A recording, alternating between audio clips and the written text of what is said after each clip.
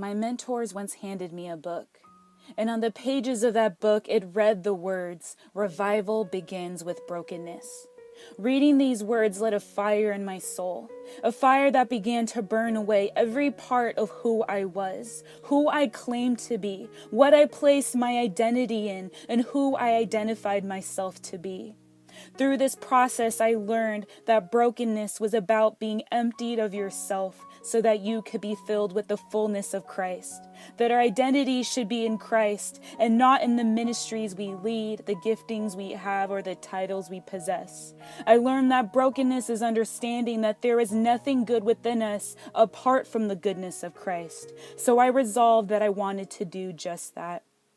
That I wanted to be broken so that I could bear the image of Christ. But to be broken involved just that, being willing to be broken.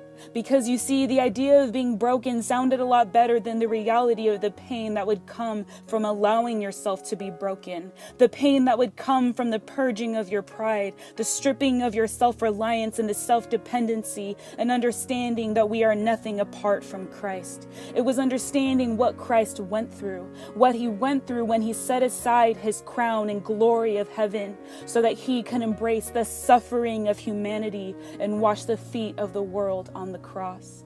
How he was beaten so that we could be set free. How he was nailed to the cross so that we could be made whole again in his nail-pierced hands. It was when I fully comprehended the cross that I was fully able to become completely broken.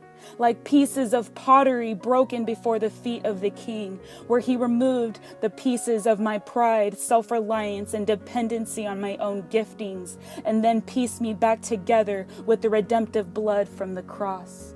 As a redemptive masterpiece in the hands of the King, I understand that I belong to him.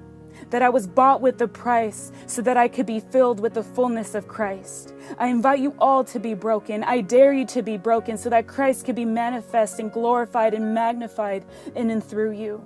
When we are brought low is when he is lifted high. When we are humbled is when he is exalted. When we are weak is when he is strong. And when we decide to clothe ourselves in the attributes of Christ is when revival can truly take place. Remember, my friends, that revival begins with brokenness.